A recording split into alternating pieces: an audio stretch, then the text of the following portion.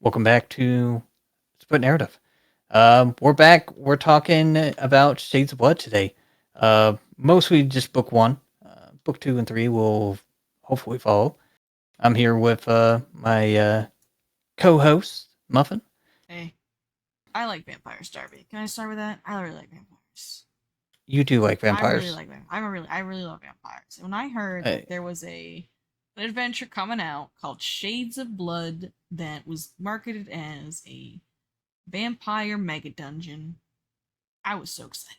I was so excited for it. I love vampires. I love mega dungeons. I was pretty hyped. So when the player's guide came out, I was pretty thrilled. I was like, oh, I think this is gonna be the next one I run, all that kind of stuff. But we had a chance to read book one, and we got to learn a little more about it. you were pretty excited, though you are kind of this is your weakness, Yeah, vampires. yeah. Vampires are my weakness. It's true. It's true. So I guess let's talk about like the original like adventure overview and the plot hook for it. It being focused on the bad guy, being Niska, who is this kind of vampire immortal creature that got stuck in this prison of old. It has a lot to do with like the Aslant's lore. I don't know much about that when it comes to like lore of Aslan and stuff. I think you've done some reading into it or know more about that. Yeah, I've done some looking into it to like catch up and be ready for this. Uh, for better or worse, you don't really have to know any for Okay. Shades of Blood. Um, it's primarily this vampire who was sealed away, and after the world falls apart and a god dies and kind of shakes the whole world up, this area also was kind of shook. When Neska gets broken out via the shakeup of um, the God's Reign event, and they get released from captivity. They're trying to find their old lover, and they're across the ocean now, and they need to find a way back to them. Luckily, there's old prisoners and other people around in this uh, prison of Aslant that they were locked up in with. That has kind of evolved over time, and they get hatch up a plan to make a large cloud of darkness. That way they can get back to mainland Galarian. So part of this plan is make this contraption that billows out a large uh, storm cloud, essentially, that will cover a large portion of the ocean and will let them eventually fly all the way across the ocean to reach the mainland, and then they could figure out what happened to uh, their partner in crime. So what are your like immediate takeaways of that being the main kind of goal of Nisco?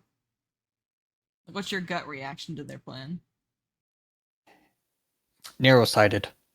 Narrow There's sighted. a Okay. there's a lot of Okay. plot things that could go wrong in a Yeah. lot of their steps.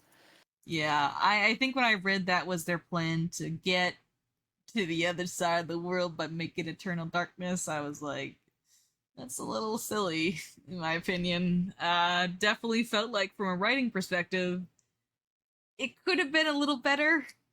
I wasn't super impressed with the narrow sightedness, as you said, of Niska.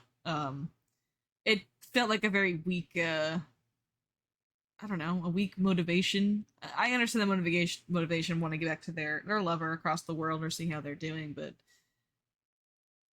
I think it could have maybe been a little more in depth or detailed or done a different way. I think for a motivation for a main villain, it's pretty little contrived in my opinion. Mm-hmm. I think you also run into the problem if the PCs ever kind of find out that they'd almost be willing to help them. Uh, which I don't know if you really want that in your baddie. Um, I mean, I guess it kind of depends. Like, obviously, we don't know much about Niska at this point. they don't seem like a good person to me. So I would, you know, hope that maybe the PCs would still view them as a villain. But it kind of They depends what they people want to definitely do. see humans and other kind of their like as food. So I Yeah, guess it has that going for them. I'm not a big fan of the overall goal of the baddie so far. Um, not a fan. I would definitely change it. I think if I ended up running this something a little more streamlined. Eternal Darkness sounds really great.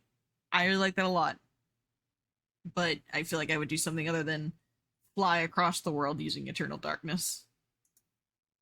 Send a letter, man. Just send a little letter, you know.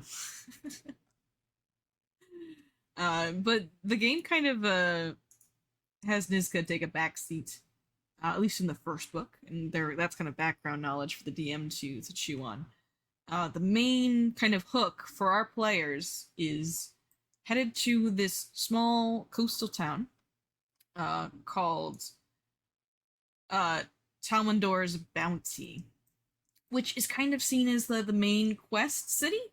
I believe some of the writers talked about how, in a criticism of Abomination Vaults, is that the actual town of Otari isn't super relevant to the adventure, and it's not. That's definitely a fair criticism of it, but they went in with the intent to make this city more relevant to the adventure. And we pretty much spend like a whole book there, at least like for this. Well, I guess 2 chapters really, which is pretty good. And the reason Yeah, why the PCs are here, I think, is they're here to be as mercenary hires for an astronomer. yeah, they're like assistant researchers, maybe mercenary bodyguards for this um, researcher of astronomy, mostly, who is an Araxi by the name of Iskar, I believe. Inzikar, I believe, was what her name is. Which I like the NPC, and I just want more of them. I think she's cute. I like her. I'm a big fan of her. I can see parties getting attached to her pretty quickly. She definitely gives the party a laundry list of things to do as soon as they show up. But I still think she's kind of Yeah, quirky. she's bubbly. Yeah, she's bubbly, and I like that. I also like her being an Uruxi. I feel like a lot of the time, main NPC quest givers like this end up being like a more humanoid, like elves or humans. And I like that it's an Uruxi. That feels a little different to me, and I quite like that.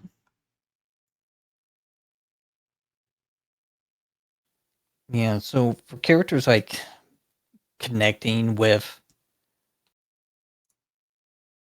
the story, a researcher is a way they suggest. I don't know if it's the best way though.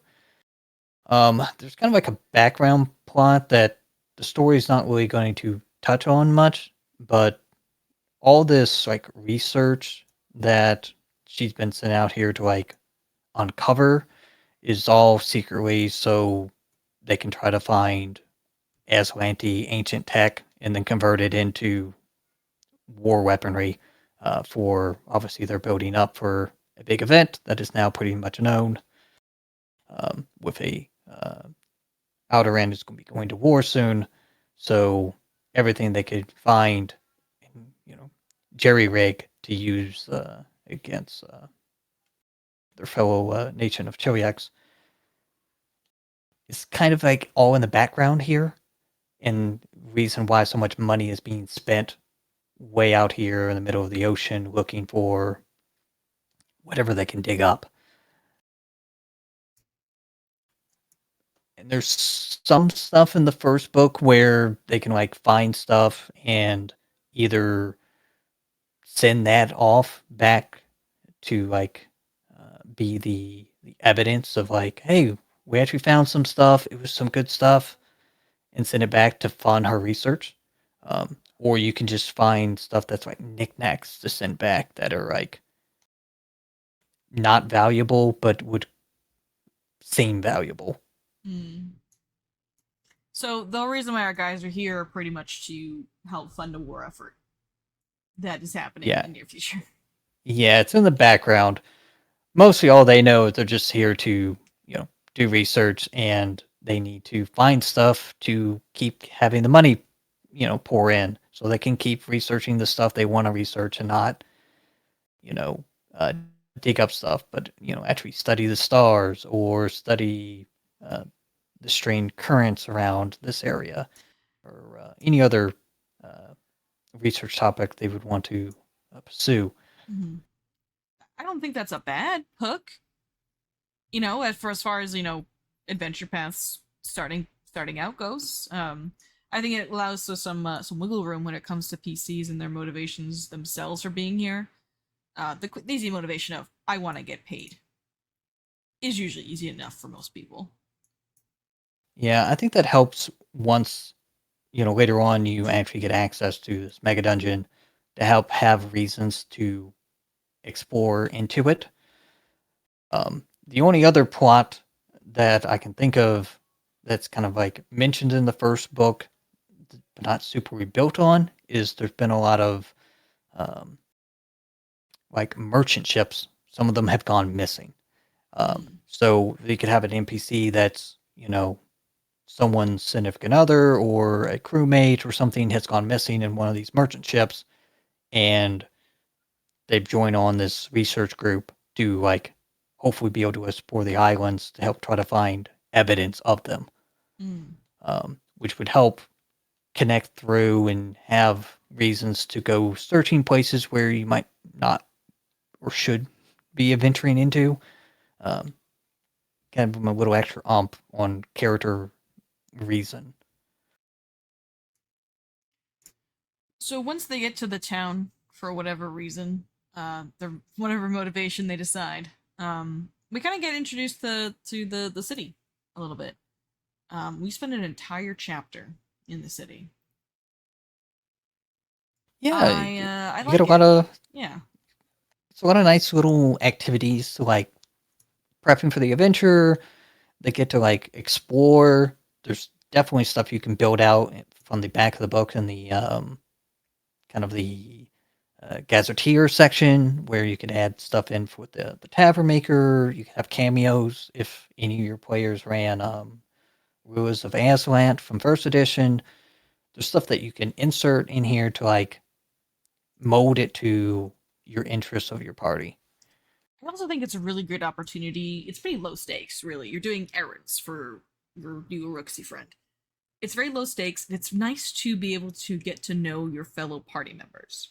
So if you're playing with a group maybe you're not familiar with, or these PCs or want to get to know each other better, I think this is a really good opportunity to just let the players and the characters get to know each other if they haven't already. It's very chill, uh, no life or death situation, and I think it's still pretty fun to run through and play. And once you feel the party is kind of having their fill of these errands, you can pretty much spring the exciting event anytime you want, which is the tower appearing out in the ocean. The clouds come over, and these like shadow entities like falling from the sky and attacking all the town. I really like this whole event. I really like that it happened suddenly. It's the inciting incident for our adventurers, but I really like the visuals of just the rain becoming shadows and those shadows taking form. I think that's pretty cool. It also kind of just gives a bit of a hint at what even our main bad guy is doing, trying to cover the Galarian in shadows. So having shadows quite literally rain from above is pretty cool. I like it. Yeah, and immediately after you get kind of the connections with your Thetan, the elf, who they probably meet during their exploring of the city. You find the Aslant device that kind of had like came alive from the rain up at the observatory, uh, where our lovely NPC lead has been kind of like stalking out and uh, researching the night sky over the last few, I think it's like month or 2 months. Something like that, yeah. And this is kind of like where we finally find the first piece of like evidence of old Aslan tech, and it's just like this device that came alive from this falling shadow magic, and kind of over the course of the adventure, the PCs will be able to like learn how to harness this machine and fix it, so it can make like runes and other interesting items for them. And I think this is a great opportunity to really pull a player who's playing a inventor or alchemist into the game, or at least into the more technology based part of Aslan. Letting them just like learn about this machine and really urging them to solve its mysteries, I think is pretty cool. Yeah. After that, there's like a day of downtime, I think, of the town just kind of recovering from this rain of shadows before it's kind of decided, like, we have a better thing to research than the stars. We got this brand new tower that just showed up. Instead of doing what we were going to go do, we're going to go to that tower and see what's going on there. Yeah, I do think it's funny they dropped the initial hook for being here immediately. It's it is what it is, I guess. And this is way more Or exciting. Rooksy lead is kind of a scatterbrain, and she sees Yeah. something cooler, and she's like instantly like, "That's the new favorite toy. Let's go check it out." Yeah. And you know what? Great. That's great. I do think getting to this point is a little clunky. Even though I do like I like the events preceding it. I think the sudden, oh, let's go do this thing now is a little clunky. I think it makes sense for the NPC, um, but that might not be what the PCs were expecting, especially if you give them the hook of they're here to help look at stars and the such. Um, they are asked to go and scout out an island that is closer to the tower, and that starts chapter 2. I have a few problems with this chapter immediately. Um, I don't like how you leave the dungeon town right away and go set up camp in another place. It is talked about how you can like ferry yourself back and forth between the town. And as of right now, there's no real reason to go back to the main town unless you want to get more potions and such. But for the most part, you're going to be on this island and there's no real reason to go back. Which is kind of unfortunate since there's some RP or random encounters, I suppose, that happen between the in between like ferry ride, chatting with the elf that you meet, as well as meeting up with a jellyfish of some kind, which can Like give you a some divine lore. entity too. Yeah, It's very yeah. strange. The keeper of in Corrado. I just feel like these encounters are really cool, but they really hinge on going back and forth between the town, and I don't feel the need to do that a lot of the Or not time. very often. Not very Maybe often, no. once. Yeah. I guess the part I don't like about this part of the adventure is they're trying to get to the tower, and they're, depending on your makeup of your party, they might attempt to get to this tower, and there's not like a huge amount of deterrent. I guess I could get to it and then decide that, oh, there's no doors, there's no windows, there's no way in, and it just kind of goes into the darkness below in the ocean. Um,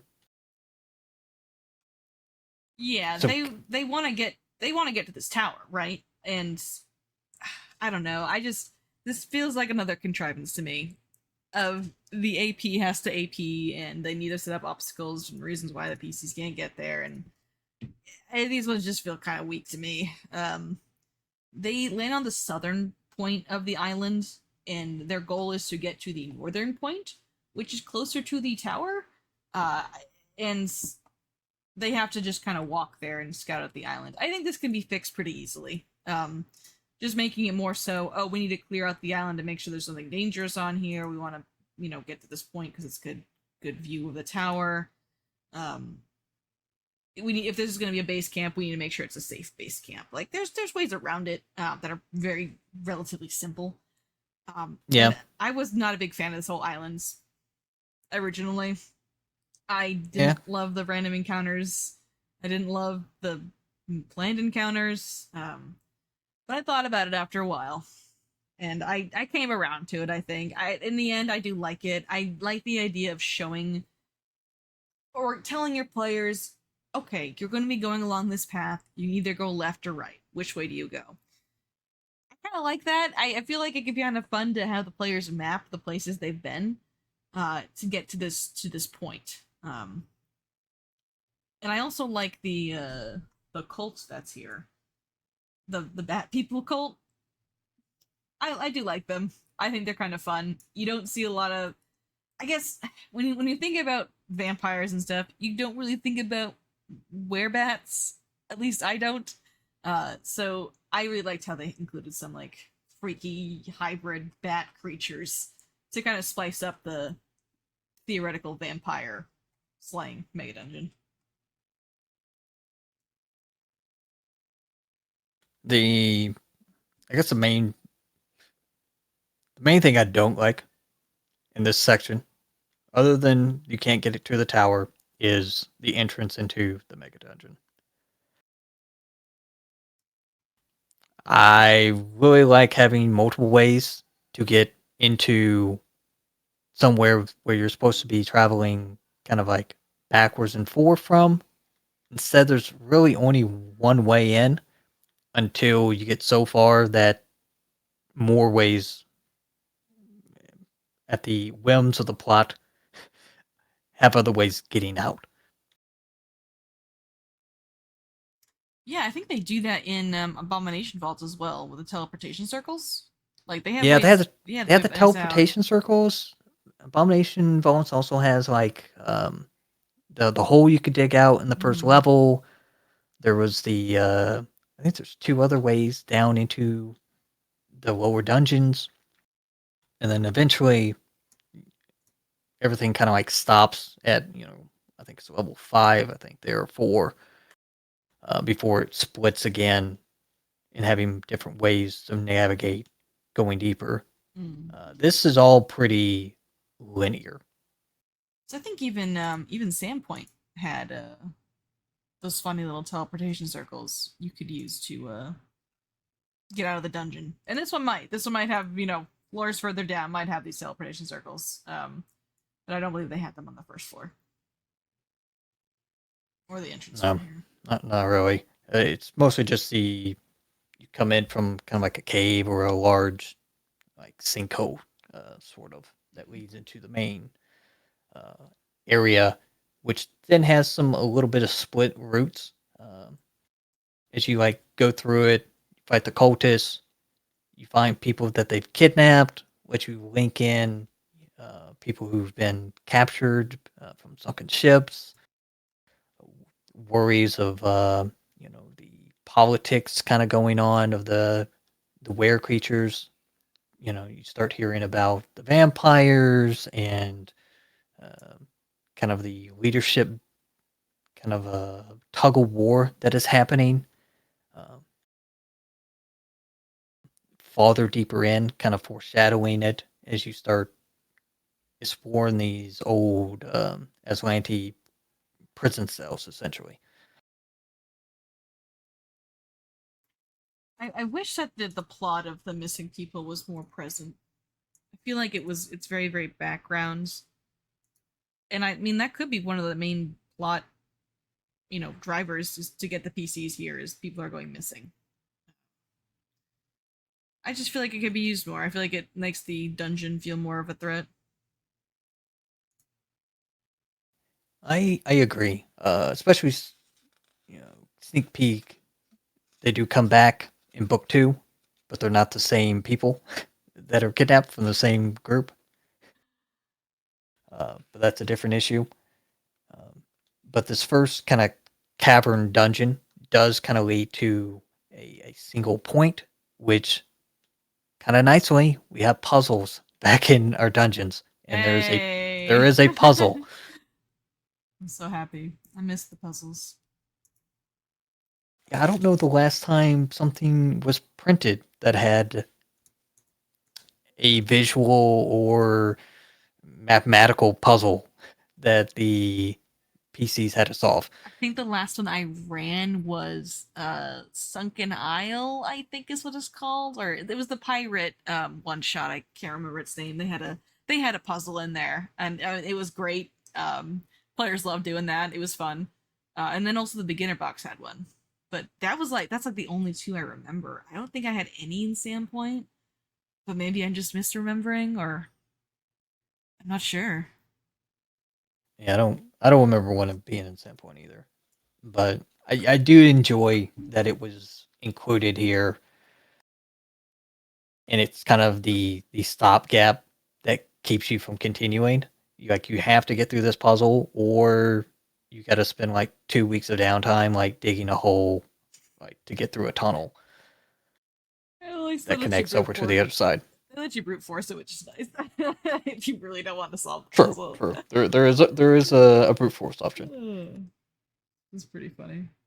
Yeah, I'm glad puzzles are back. They really break up the game, I think, in a good way.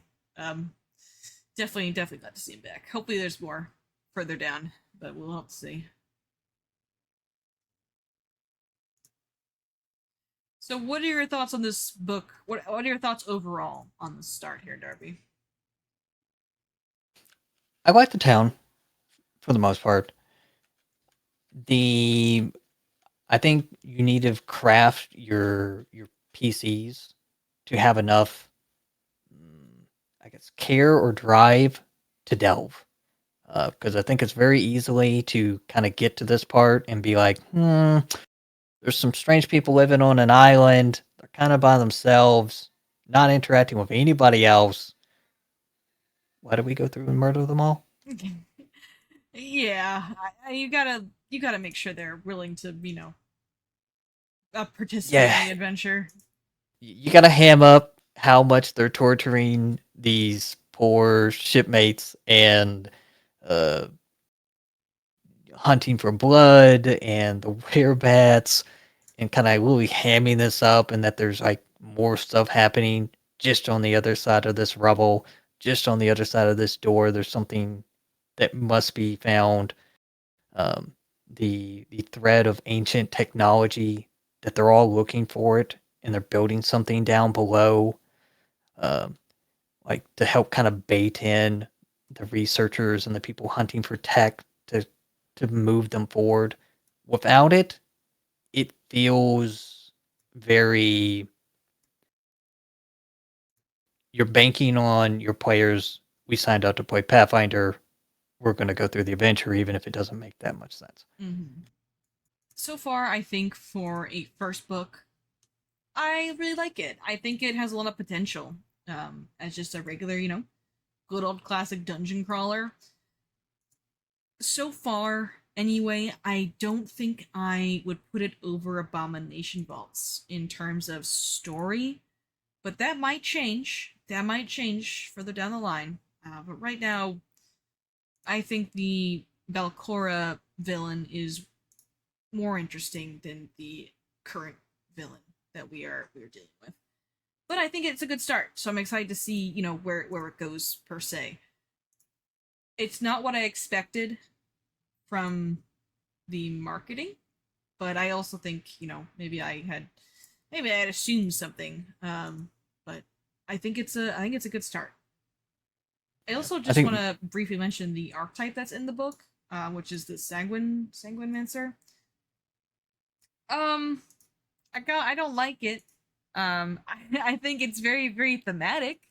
But I'm not a big fan of it. I think it's kind of not super great, but it's very thematic, which is cool. So if you're into vibes, go for it. But I don't think it's very good.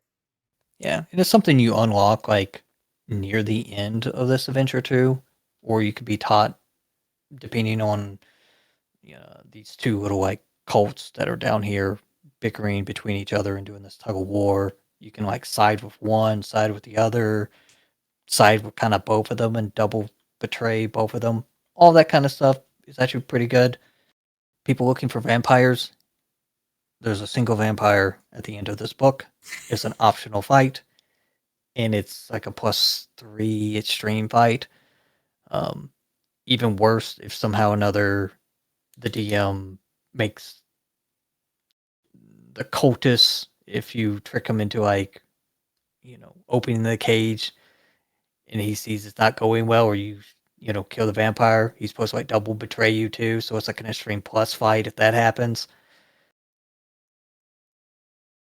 Uh, it's very optional though. But if you're looking for vampires, there's not much here. There's more later, of course. The resolution on both of these cultists, I think, are not great. You have Rami, who's from the town kidnapping people. His resolution is either you kill him or you help him unlock the vampire, and then he takes you deeper in. But then there's no follow through. So the moment you move him into book 2, you're on your own. There's no guidance. Same thing with the other cultists. The other cultists, you can side with them and they're supposed to leave and kind of explore and kind of go off and do their own thing. But it immediately kind of Deus Machis it and says the god they worship that they kind of like betray to like try to get good favor back in and whatnot, instantly takes control of their body and forces them back to fight the PCs. Yeah. Both of those I don't like at all. No, that can be definitely very anticlimactic and feels like especially very if disregards the player's choice, especially. Yeah, if you side with one of them and they teach you the blood magic, you kind of want to bring them forward, but there's not a huge amount of room for them in the next part. They're a hindrance if they're there. So I kind of understand why they're very, very direct on getting rid of them. But they're both definitely evil. So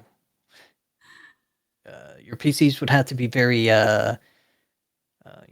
gray to play a long game to trick these evil NPCs and, string them along.